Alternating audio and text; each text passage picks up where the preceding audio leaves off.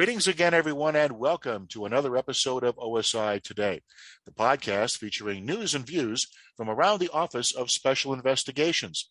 I'm Wayne Amon from OSI Public Affairs, and in this edition, we continue our special series, My OSI Journey, which showcases the diversity and inclusion of our command-wide members. And today I'm very pleased to be joined by Chief Master Sgt. Erik Powell, the Active Guard Reserve Special Agent assigned as the OSI Liaison Officer to Headquarters Air Reserve Command and Headquarters National Guard Bureau, and is also the OSI Reserve Major Command Functional Manager. Chief Powell, welcome aboard. So great to have you with us, sir. Hey, good morning. Thank you, sir. Thanks for having me. I greatly appreciate it. And that's quite a lengthy title that you have. And, before we get into how you got into OSI and all the good things in your background, let's first just kind of go back maybe just 1 month to a very important day in your professional career and a very important milestone day in the history of OSI when you became the first Active Guard Reserve Chief Master Sergeant in OSI's storied history. That obviously must be very special to you, and and for the organization as well. And in covering your promotion to E9, OSI did a story, OSIPA, I should say, did a story on you for our website and social media platforms, which in it you said, my main goal is incorporating all of our OSI reservists in one and getting us back incorporated with the active duty agents. Now, if you could elaborate a little bit, how do you envision doing that? Yeah, so when I took over this position, even when I was just sitting as an AGR, an E8 AGR down here at headquarters AFRC, I would always get calls from IMAs asking questions of, hey, I can't seem to get in touch with this person. I'm having issues getting support about this, or whatever it may be. So, when I took over this position, obviously I had a conversation with the OSI RA, who is Colonel Ouellette, my Chief Rose, previously Chief Hoy, and Colonel Baccarella, and Chief Gao. Just saying, since taking over this position, I feel like there is a disconnect between the IMAs and the active duty force. Obviously, we have the civilians. I don't want to forget about them because we have SACs out there who have IMAs associated to them. Yeah. But there was a disconnect in between the IMAs when it came to support when they were physically not at the office. So whenever it was time for EPRs, when it's time for medals, when it's time for anything that they may need that our active duty component gets on a day-to-day basis, because they're right there with the commander, the SEL, and the support staff, our IMAs were not getting it. So felt like IMAs were getting pushed to the side. And I know for sure that is not the general's intent. I know for sure that is not Chief Gao's intent.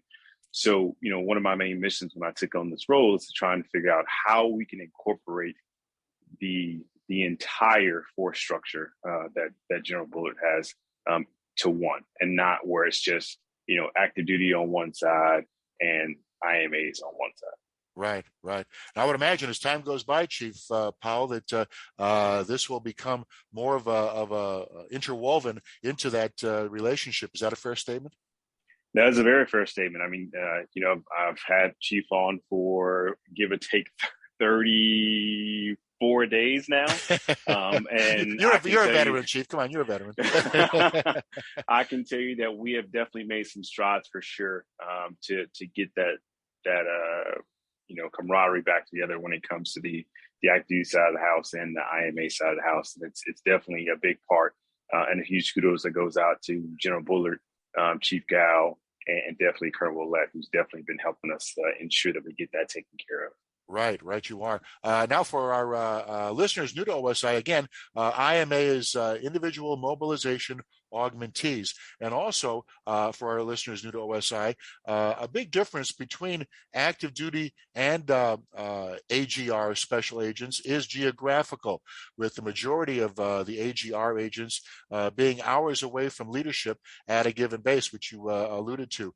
And you mentioned that you are literally in charge of OSI operations at those locations that are hours away from any given base. Now, is it also a fair statement to say that this presents a very challenging opportunity for those AGR agents to work in that environment? Yeah, I would agree with that. I would say it's challenging opportunity, but I would also say that it's a rewarding opportunity. Uh-huh. The AGR program is I would say OSI's best kept secret. I didn't know about the program until 8 years ago, Uh-huh. and I know that there's a ton of OSI agents that are unfamiliar with this program as well. It is challenging, being as far as away from your leadership as compared to a typical detachment. I was an oil chief up in Minneapolis, and my boss was down at Wright Pat Air Force Base. Wow. Okay. You're right. So Colonel Pendleton, who's out 24/7, was about to come and be the Region 1 commander Right. and be my boss again.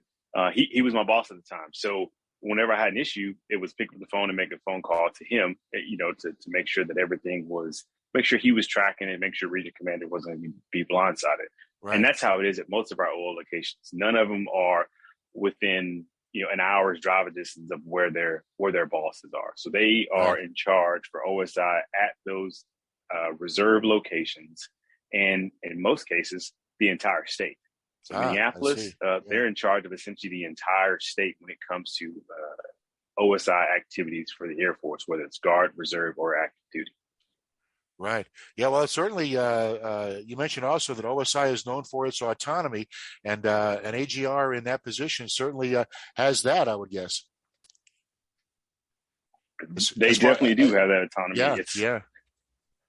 It's that's one of the pluses that I learned when I joined OSI. It's the old saying back in the day, OSI gives you enough rope to hang yourself. That's usually what the old timers like myself would say. But it is they essentially they trust you when we put you in one of these positions.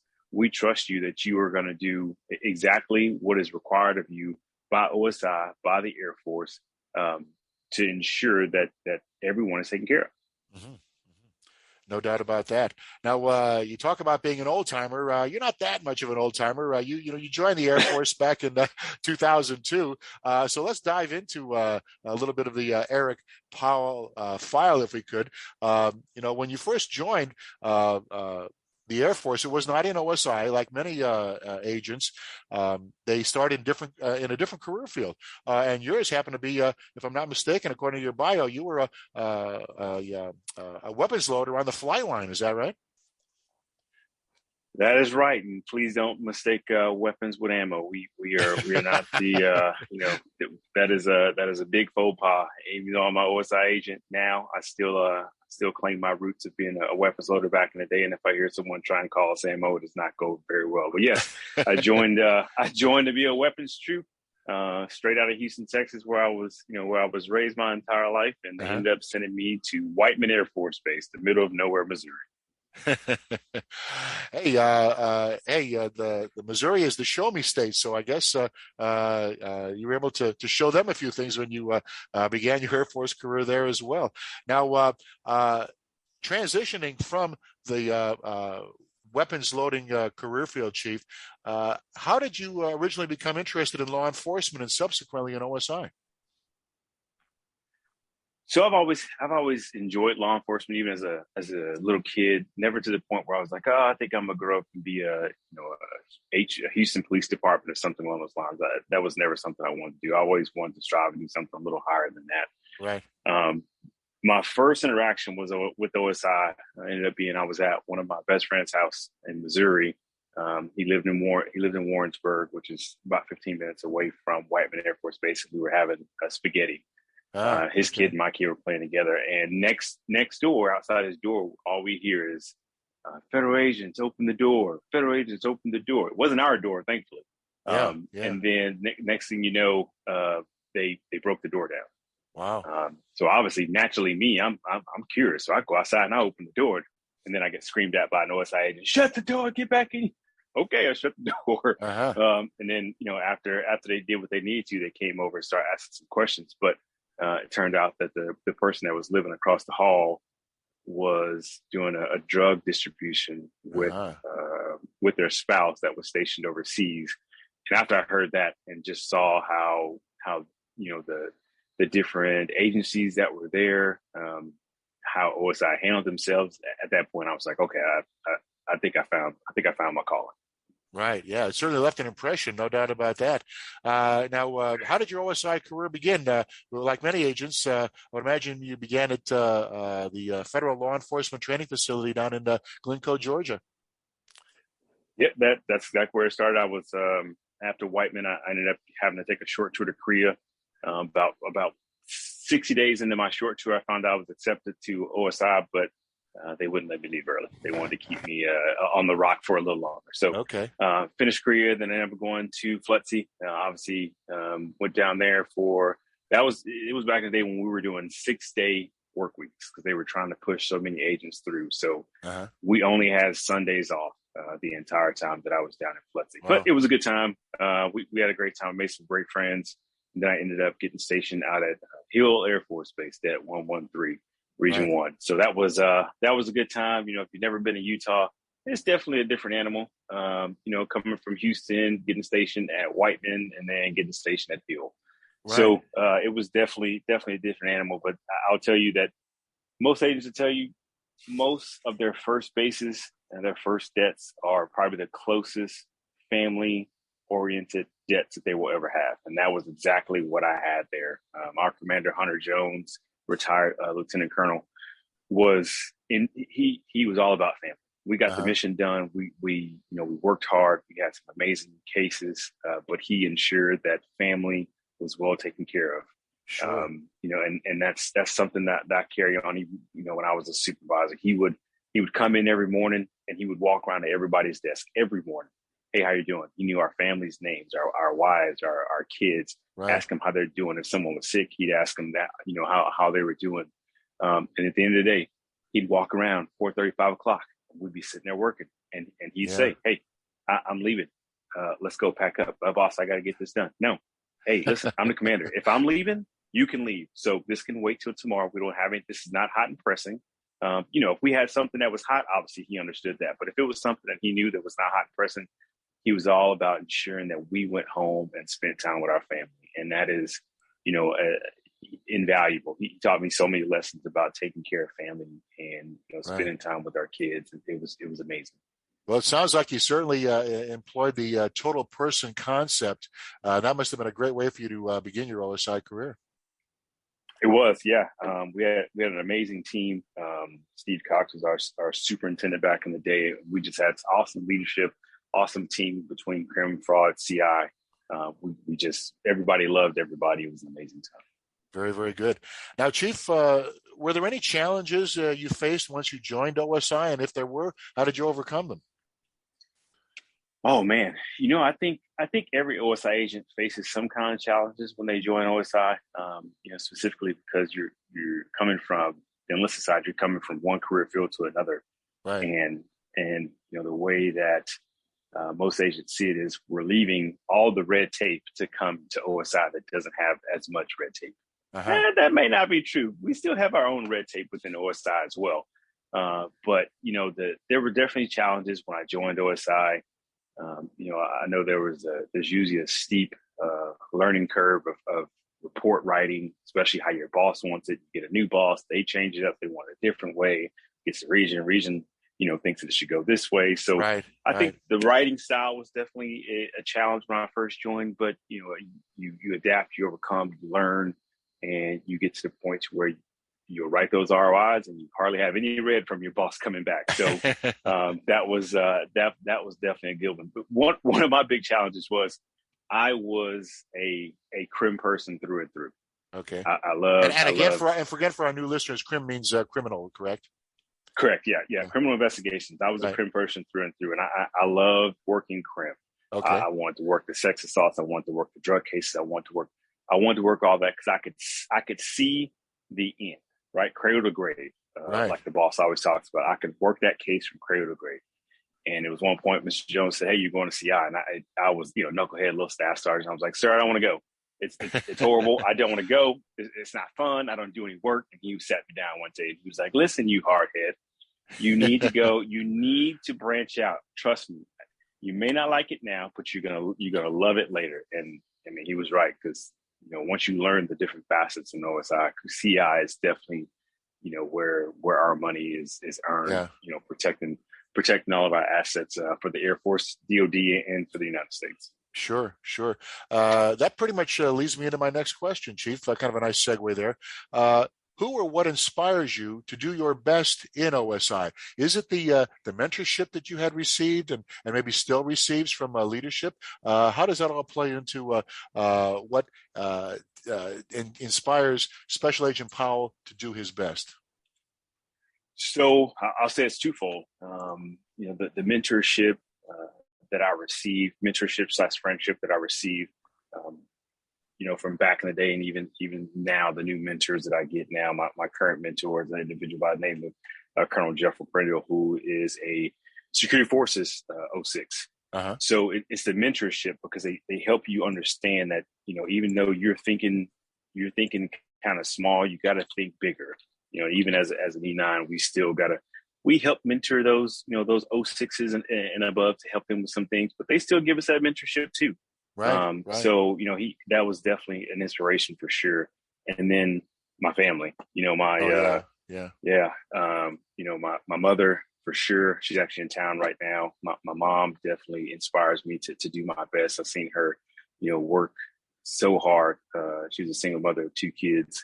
And, my late brother, who passed a year and a half ago, almost 2 years now, he definitely was an inspiration to me for just showing everything that he did, from starting from the bottom, going all the way up. Right. And then my kids, I have an 18-year-old son, Erik Jr., and then my daughter. She is, she's still in the house. She's 13, be 14 later this year. And she is all about sports, 100% about softball. That is her life. So I am a softball dad. There you go. So that inspires me. Yeah, that inspires me every day to do, to get the mission done the way it needs to be done. So, I'm protecting her future. So when her time comes, she can go off to college, and, we don't have to worry about, hopefully we don't have to worry about anything crazy happening within the country. Spoken like a true devoted dad, no doubt about that. So, Chief, what is the most gratifying part of your job with OSI? Or is there more than one? Oh, I think there's a ton of gratifying parts, being an OSI, especially for me. In my position that I am now, I have the opportunity to work with and have, one-on-one conversations with some of the top generals within the Reserve Command, the Guard Command, and just the Air Force in general. So being able to have, I get a phone call from a 2-star at 2:00 in the morning. He has my personal number. I have his personal number. When something bad happens, he knows he can pick up the phone and call me, and I'll be able to, potentially get him an answer relatively quickly. So I think that's definitely one of the gratifying parts, and having your leadership have faith in you. My current boss is Colonel Baccarella. He is an amazing boss. Yeah. My direct supervisor is Mr. McLaren. Everybody knows Mr. McLaren. Amazing guy. And they, we talked about autonomy earlier. They give me that. They allow me to run and do things that I need to down here at Robins Air Force Base, is where I'm stationed, and they're stationed at Wright Pat. So that tells you about the distance that our AGRs are dealing with. But unless there is something that is hard pressed that I need to call Colonel Baccarella or Mr. McLaren or even Chief Rose about, they allow me to run with it to the point to where I'm going to need to say, hey, Colonel Baccarella, I just want you to know, because this is going to come down the pipe. He's I have an amazing leadership chain, and I do not want them to get blindsided ever. So, they allow me to run with things up to the point to where I know I need to call them, because A, I need their support on something, or B, something's going to come down the pipe, and they probably need to let General Bullard know prior to. Right. Yeah, no doubt about that, Chief. It's always gratifying to know that, the bosses have your back in any instance. And that certainly sounds like the case with you as well. Now, let's kind of go back in time a little bit. If you could do it all over again, is there anything that you would change about your OSI career or not? I would probably change how stubborn I was about going to Hill Air Force Base. That's the one thing that I would change, because throughout my OSI career, that's the only location that I didn't personally select to go to for a PCS, but it turned out to be the most amazing. But I walked in. I would honestly say I walked in with a negative attitude, because it was Hill Air Force Base. It was cold. it was snow, it was ice, it was all that. It just Well, you're it from was Houston. not You're from Houston. You're right. not used to that. Right. I need my heat and humidity like down here in Georgia. I went for a 5K run this morning. It was 71 degrees with 100% humidity. I was sweating everywhere. It was amazing. It felt great. But that would definitely be the one thing that I would change. I think that I went in with the wrong attitude, and I quickly got a supervisor that put me on the right path. I wasn't a knucklehead or anything like that. I think I just didn't have the right attitude because of the environment, the Right. state that I was in. But I quickly learned that it's all about getting the mission done and the people around you. And it's funny because I actually just had a mentor session with an A1C when I was getting a new CAT card Monday. Yeah. And he was from Pennsylvania, and he's stationed here at Robbins. And he was talking about how he didn't like it and this, that, and the other. And we sat and talked. And I said, listen, I'm going to tell you right now, do not base the Air Force off your first assignment. Everyone will tell you, do not base your Air Force off the first assignment. If I base the Air Force off my first assignment, I would not be standing here 20 years later, because middle of nowhere, Missouri, Knob Noster, Missouri, where it's black ice, snow, it's so cold. The diversity is definitely not there in that area. Besides out on the Air Force Base, I definitely wouldn't be standing here, 20 years later. But I've had some good mentors that have kept me grounded to understand what the overall goal is, not just looking at taking care of myself. Right. Well put. Now, speaking of goals, Chief, kind of put your crystal ball on for a little bit here. What direction do you envision OSI going into the future? Because you've been with OSI now for a few years, and you've seen how they operate and where they're headed vision wise. Where do you envision the command going? Yeah, I've been with OSI for a while. They, as some of the younger agents would tell me over at Det 105 here at Robbins, I'm the dinosaur. I think I've been in OSI for 14 years, going on 15 if I'm not mistaken. I think the command is definitely going in the right direction. General Bullard has done some amazing things. He just announced the new weapon system that we're getting. I know that the agents are extremely excited about that. I know he talked about trying to do the weapon for life. I know that's going to be a little difficult, but just talking about it and having those discussions is great.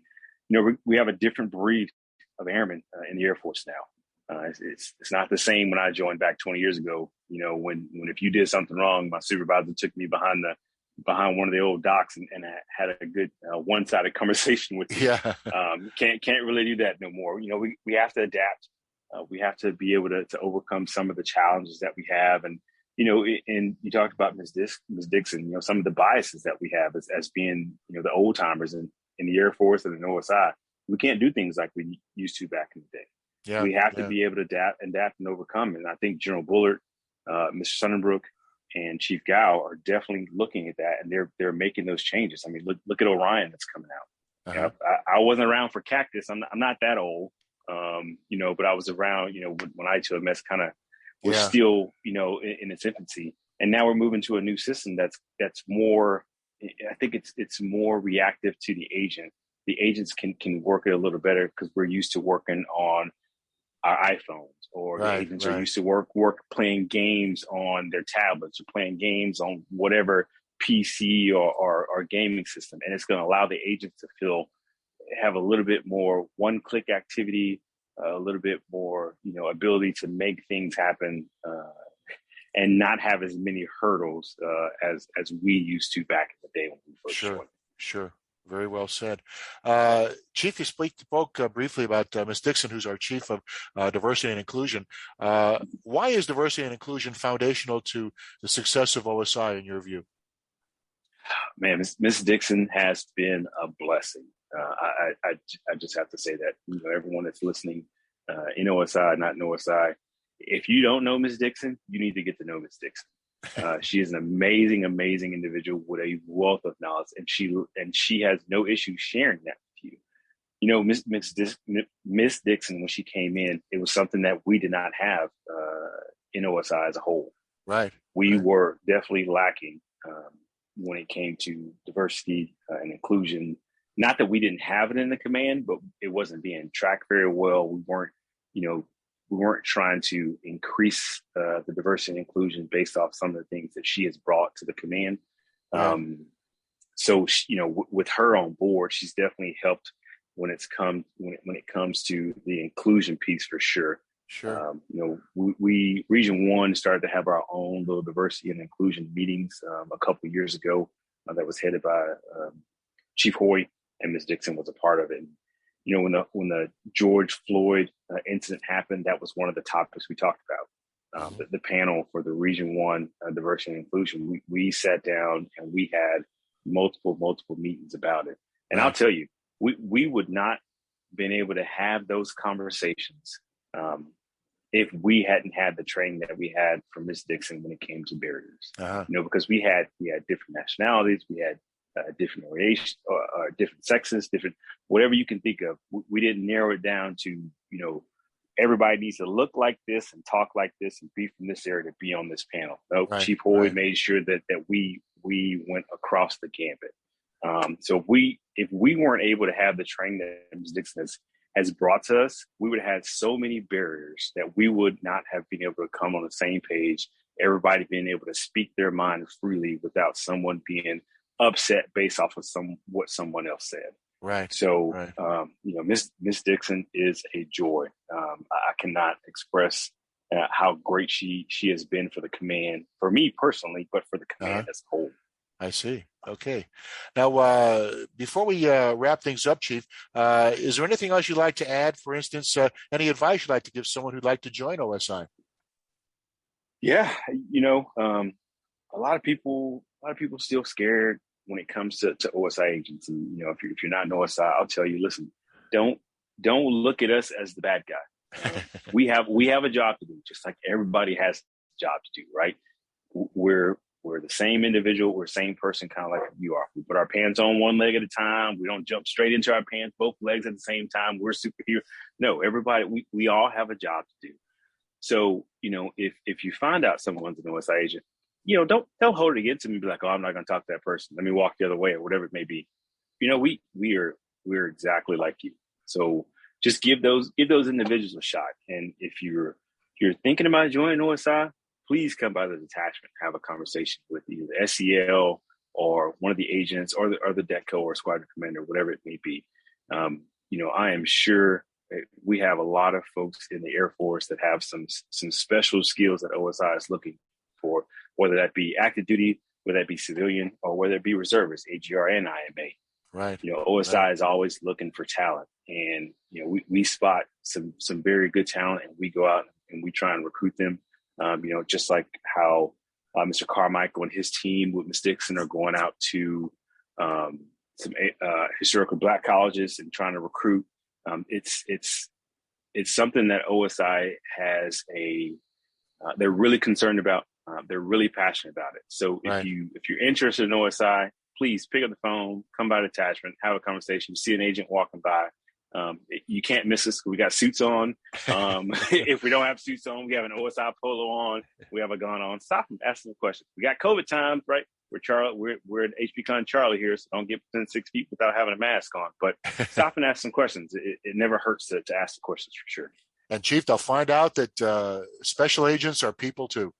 Yes, sir. We are definitely people too. We have issues just like everybody else. We work a job, we go home just like you. We go do have to do fatherly duties and motherly duties, spousely duties. I have a checklist of things I need to get done in my house for my daughter because about to be 14-year-old. Yep. Almost, seems like she's 30. She's always like, "Hey, Sure. Dad, can you? Hey, Dad, can you?" And she has me listing her phone as "old man." So when my text comes across, it says "old man" on it. So it's everybody's, we're all human. So just give us a shot. Don't write us off automatically. Very good, Chief. Our guest has been Chief Master Sergeant Erik Powell, the Active Guard Reserve Special Agent assigned as the OSI Liaison Officer at Headquarters Air Reserve Command and Headquarters National Guard Bureau, and the OSI Reserve Major Command Functional Manager. Chief Powell, thanks again for joining us today. It was great to chat with you. Thank you, sir. I greatly appreciate you giving me the opportunity. Hope you have a good day. And thanks to all of you listening for tuning in. For OSI Today, my OSI Journey, I'm Wayne Amon saying, So long for now.